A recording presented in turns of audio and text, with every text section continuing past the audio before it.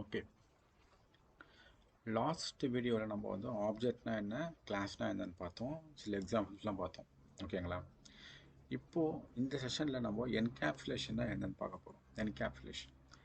இப்போ object class பார்த்தா மாதிரி என்கேப்சுலேஷனுக்கு there is no any code. கோடில் எதுவும் கிடையாது, அது ஒரு கான்செப்ட் தான். ப்ரோக்ராம்லாம் கிடையாது, ஒரு கான்செப்ட். அந்த கான்செப்டை புரிஞ்சுக்கினா போதும். ஓகேங்களா? இப்போ உங்களுக்கு கிளாஸ்னால் என்ன, ஆப்ஜெக்ட்னா என்ன தெரியும்.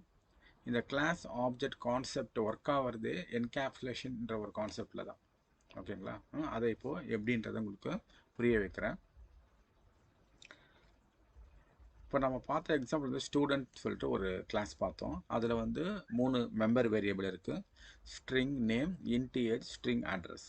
3 மெம்பர் வேரியபிள். அதுக்கப்புறம் வந்து 2 விதமான ப்ரோக்ராம் பண்ணியிருக்கேன். ஒன்று வந்து செட் ஸ்டூடெண்ட் சொல்லிட்டு ஒரு ப்ரோக்ராம், அது ஒரு ஃபங்க்ஷன் பண்ணியிருக்கேன்.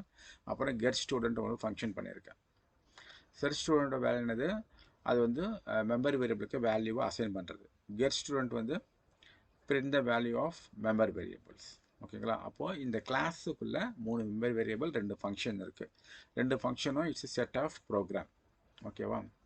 இப்போது இந்த ஃபங்க்ஷனையும் அந்த மெம்பர் வேரியபிளையும் நீங்கள் இந்த கிளாஸ்லேருந்து வாங்கினோன்னா எப்படி வாங்குவீங்க? நம்ம வந்து ஒரு ஆப்ஜெக்ட் க்ரியேட் பண்ணணும். அந்த ஆப்ஜெக்ட் வழியாக தான் இந்த மெம்பர் வேரியபிளையும் ஃபங்க்ஷனையும் நம்ம வாங்க முடியும். ஓகேங்களா? இதுதான் ரூல். இந்த ரூலுக்கு பேர் தான் என்கேப்சுலேஷன். இந்த ரூலுக்கு பேர் தான் என்கேப்சுலேஷன். என்கேப்சுலேஷன் என்றது என்னன்னா, encapsulation is a mechanism wrapping the data and your program in single unit. This is called as encapsulation. Encapsulation mechanism wrapping the data and your program in a single unit. இப்போ ஒரு object create பண்ண உடனே அந்த ஆப்ஜெக்டில் என்ன இருக்குன்னா, உங்களுடைய attribute, அதாவது data.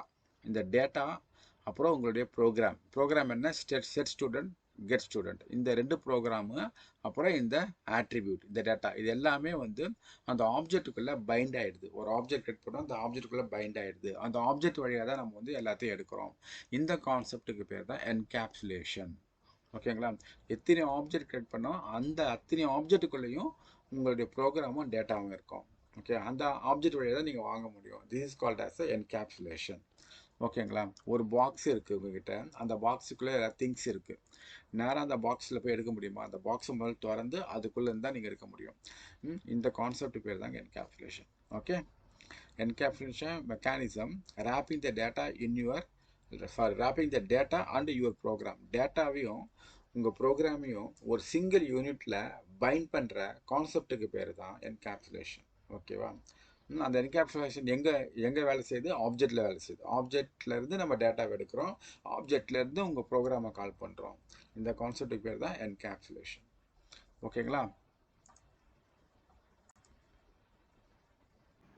இந்த வீடியோ உங்களுக்கு பிடிச்சிருந்தா உங்க நண்பர்களுக்கு ஷேர் பண்ணுங்க.